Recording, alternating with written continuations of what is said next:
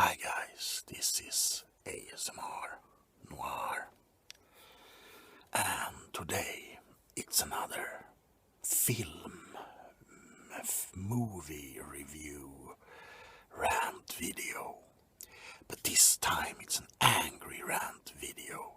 And how am I supposed to do an ASMR video if I'm angry? By whispering, I hope will work. So, the reason it's an angry review today is because it's a really bad movie that I'm going to talk about a little bit. And it was very hard for me which one to choose, because there are two movies that I really hate and I didn't really know which one I was picking.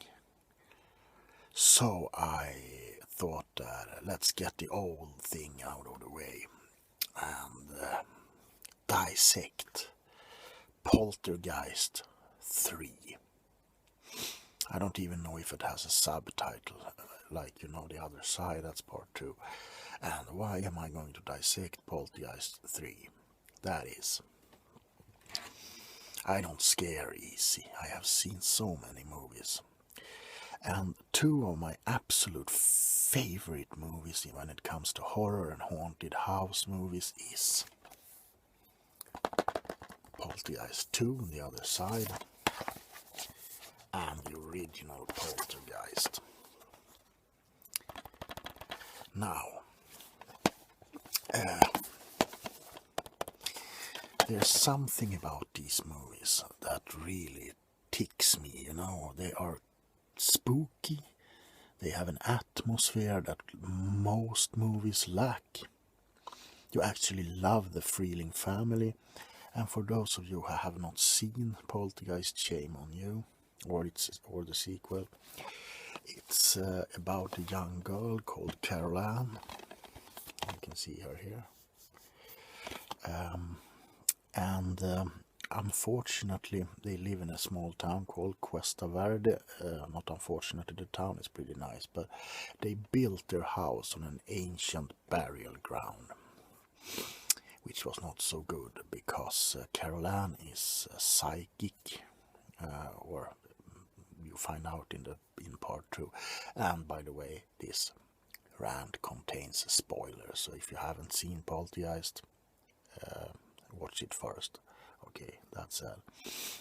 Well, she is a psychic medium, Carol Ann, and disturb spirits underneath the house, which in part 2, by the way, we find out that it was an evil cult of worshippers who committed suicide underneath the house. They were led by a horrible man called Reverend Cain, and he was played by Julian Beck. His last role, he had cancer, which shows, and he looks more creepy than, well, any makeup.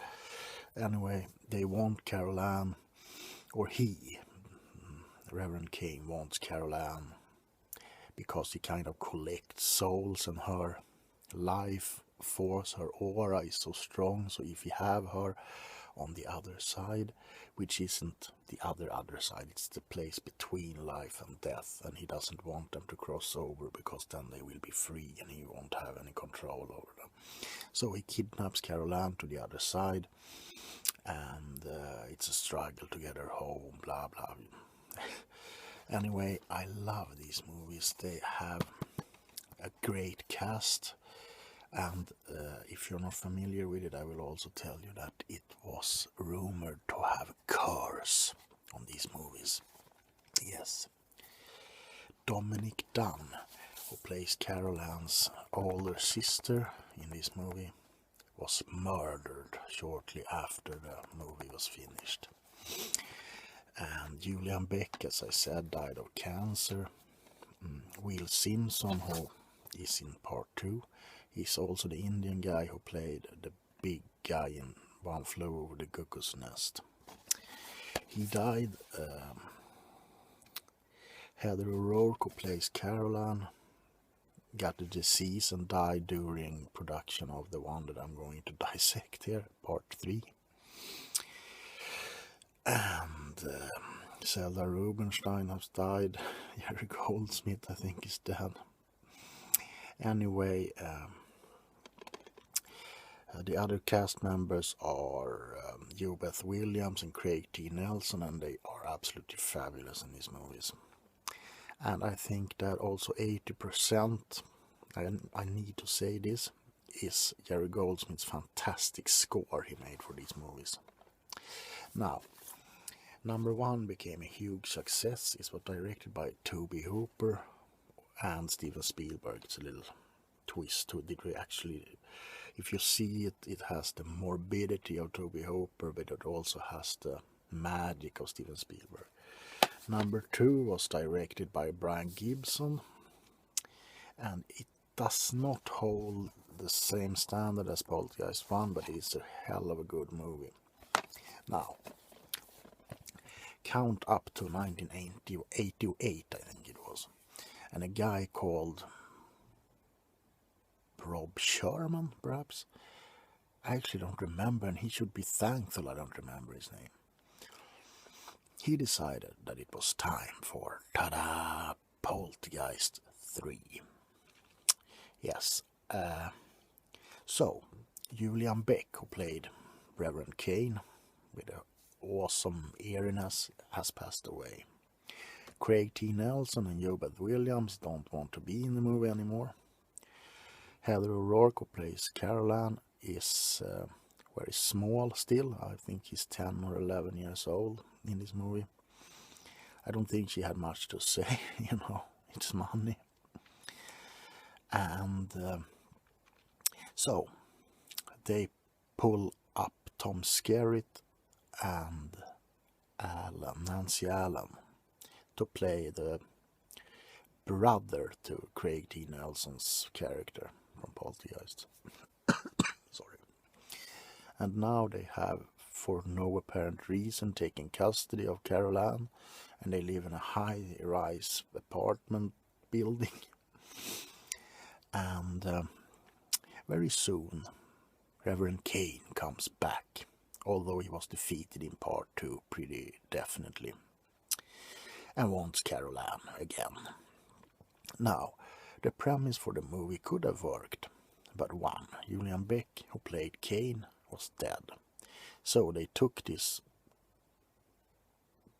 guy, I don't have the box for the part 3 here.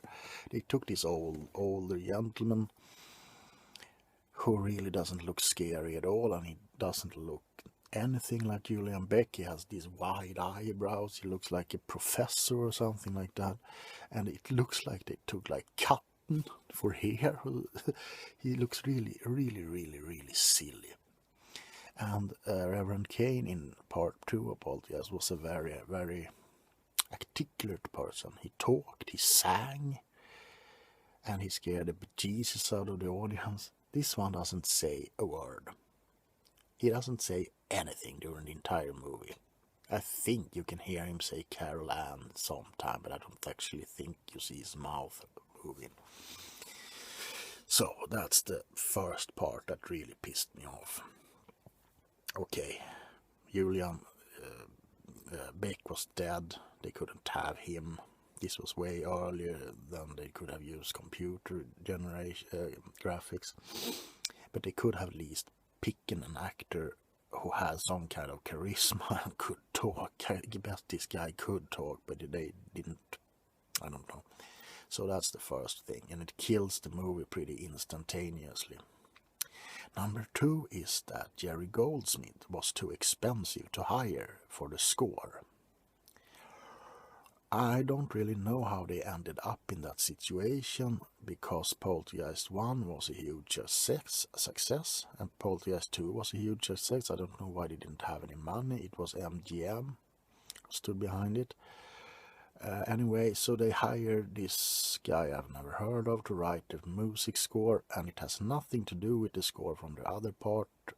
And I actually don't remember anything about the part, about the soundtrack. It's bland, it has no atmosphere, it's just lousy. So that killed the movie even more.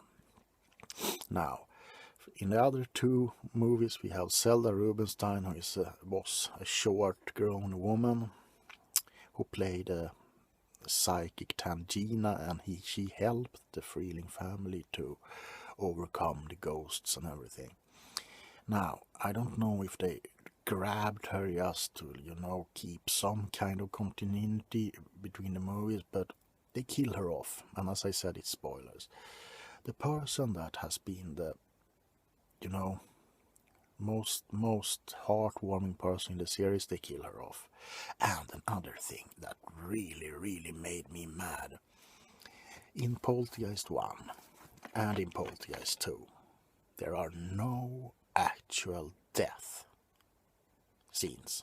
No one dies in any of these movies, except in part 2 when Carol Ann's grandma dies from natural causes, old age, and a bird die. No one dies. Now, after Nancy Allen and Tom Skerritt has gone to a party and left Carol Ann with her stepsister, Reverend Kane takes over the entire apartment. And what does he do? He starts killing off the youngsters, because of course Carol Ann's stepsister has a party.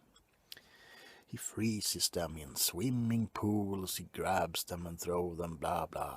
He becomes more or less of a Freddy Krueger, which he was never, I believe, intended to be. And sometimes he laughs, which is also killed the movie. It isn't a slasher. Poltergeist has always been supernatural, paranormal, verging on what could be real. This is just plain awful. Now, the third part, which is the the last part I hate about this movie is, first of all, it should never have been made. When they couldn't pull up Eric Goldsmith, Craig T. Nelson, or Hubert Williams, they should have just pulled the plug on this disaster. But anyway, they did it. But unfortunately, little Carol Ann, Heather O'Rourke, passed away in some kind of mysterious stomach flu during the production. So in the end, we don't get to see her. We only see her back, which is the nail of the coffin. No, there's actually one more part I would like to bring up. As I told you, in the earlier incarnations of the Poltergeist series, the reason that the evil Reverend Kane wanted Carol Ann in the first place was to keep the other spirits trapped in the purgatory, because they were drawn to her life force. This movie, I don't know if they just ran out of ideas or if they didn't have a script and just made it up, during coffee break. But in this movie, when it's supposed to, the end comes, we have the dead Tangina pop back to life and just grab Kane by the hand and say, "You don't need Carol Ann, I can lead you into the light," and poof, they go into the light and the movie is over. Now, the reason he wanted Carol Ann wasn't to go into the light. He hated the light. He was the devil incarnated. He only wanted Carol Ann to trap the other spirits. He had no... Did the director and producers of Poltergeist 3 even see the other two movies? And yes, the final nail in the coffin. After the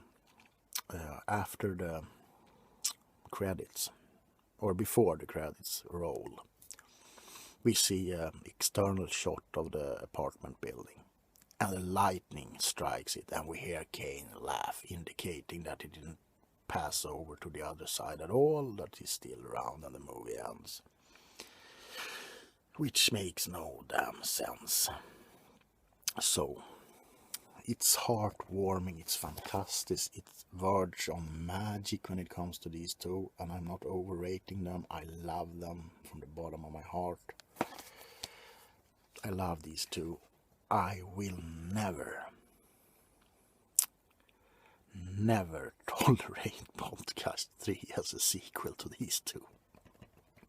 Never. It's a rotten movie which should have never been made. It doesn't hold any magic. I would actually say that is the worst sequel in history.